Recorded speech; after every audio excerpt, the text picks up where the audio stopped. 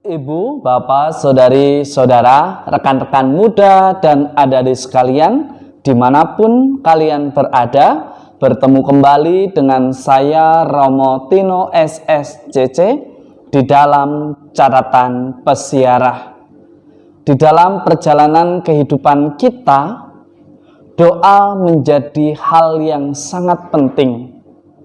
Kita senantiasa menemukan kekuatan dan harapan serta kekuatan hidup di dalam doa. Sudahkah kita senantiasa berdoa dengan iman yang tepat dan benar? Sebelum kita mendengarkan permenungan dari catatan pesiarah, marilah kita membuat tanda kemenangan Kristus. Dalam nama Bapa dan Putera dan Roh Kudus. Amin. Allah Putra telah memperkenalkan Engkau sebagai Bapa kami. Ia juga mengajari kami bagaimana caranya kami harus berdoa. Semoga kami semakin menjadi pendoa yang tekun, setia di setiap langkah persiaran hidup kami. Demi Kristus Tuhan dan pengantara kami. Amin. Ibu, bapak, saudari, saudara, rekan-rekan muda, dan adik-adik sekalian yang terkasih di dalam Yesus Kristus. Setiap saat pasti sebagai orang beriman dan yang mengenal Tuhan, mestinya sebelum menutup mata dan sesudah membuka mata, kita senantiasa berdoa, mengucap syukur kepada Tuhan atas segala kebaikan yang kita terima. Mestinya sebagai orang yang beriman, sebelum makan, sebelum minum, sebelum melakukan segala sesuatunya, selalu mengikut sertakan Tuhan di setiap langkah pekerjaan yang kita lakukan di dalam doa. Dan juga begitu sesudahnya. Tetapi seringkali yang terjadi di dalam perjalanan kehidupan kita, setelah semua perkara selesai, kita lupa berdoa, kita lupa bersyukur, bahkan kita akhirnya tidak lagi mengingat kebaikan Tuhan, tetapi justru memegahkan diri dan menyombongkan diri, seolah-olah segala sesuatu yang terjadi adalah karena usaha dan kerja keras kita. Seringkali doa memang menjadi pergulatan tersendiri di dalam persiaran hidup kita. Seringkali kita merasa bahwa berdoa itu adalah beban. Seringkali kita juga berdoa tidak dengan sepenuh hati, hanya karena sebatas kewajiban. Karena ada aturan dari 5 perintah gereja, di mana kita diharapkan merayakan pada hari raya yang ditetapkan, yaitu pada hari Minggu. Bahkan kita seringkali berdoa sebatas pada apa yang kita pikirkan dan apa yang kita ingin ucapkan.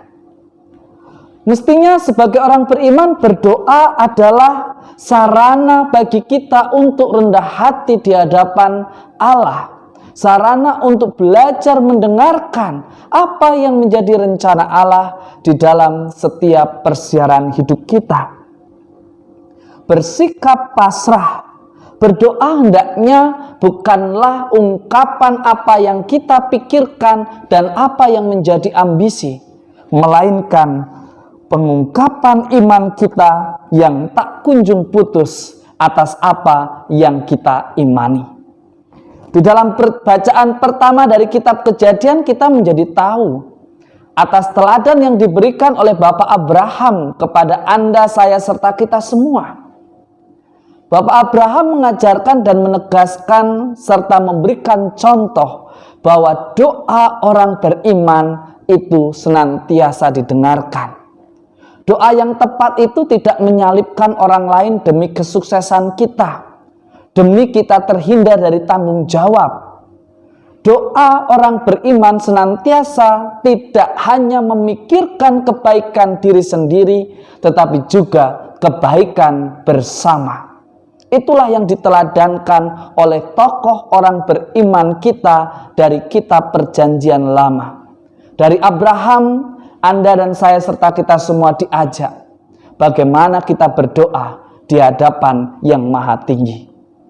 Kita harus berdoa dengan iman, dengan rendah hati, dan meminta kekuatan serta tidak mengatur Tuhan. Biarkanlah rencana Tuhan sungguh terjadi di dalam hidup kita dan bukan apa yang kita pikirkan. Jelas dikatakan oleh Rasul Paulus dalam suratnya kepada jemaat di Kolose.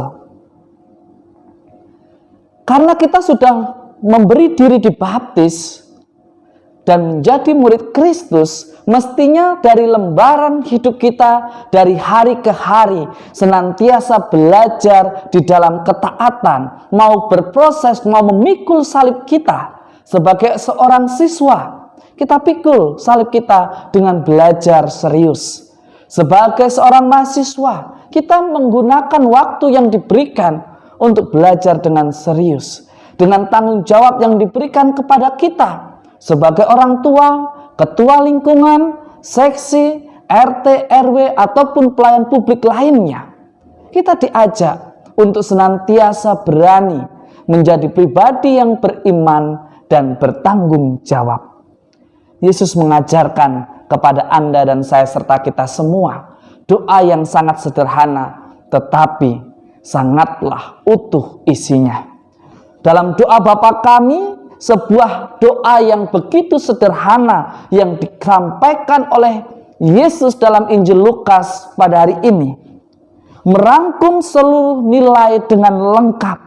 Selain Yesus mengajarkan dan menunjukkan pula betapa besar kekuatan dosa, kekuatan doa, walaupun dilakukan dengan penuh ketekunan dan kesetiaan.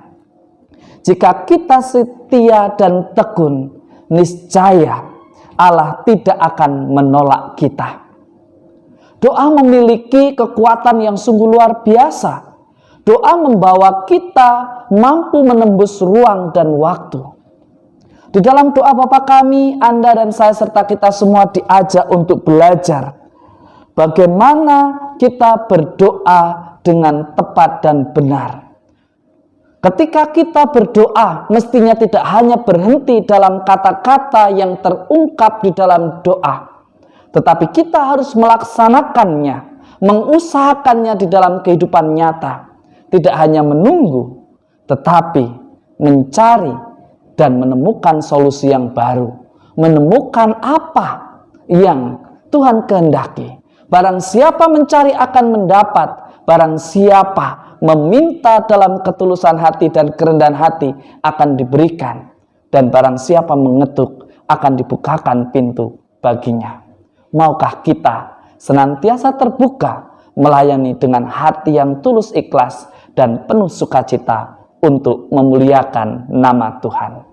Semoga berkat Tuhan senantiasa melindungi dan memberkati kita, Bapa dan Putera dan Roh Kudus. Amin. Doa memiliki kekuatan yang sungguh luar biasa.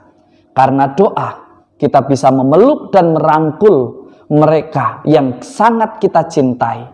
Mereka yang sudah meninggal tetap kita peluk di dalam doa. Maka beranilah kita senantiasa berdoa dan melibatkan Tuhan di setiap karya kita. Doa orang benar, doa orang beriman, pastilah didengarkan Tuhan. Selamat hari Minggu, Tuhan memberkati. Amin.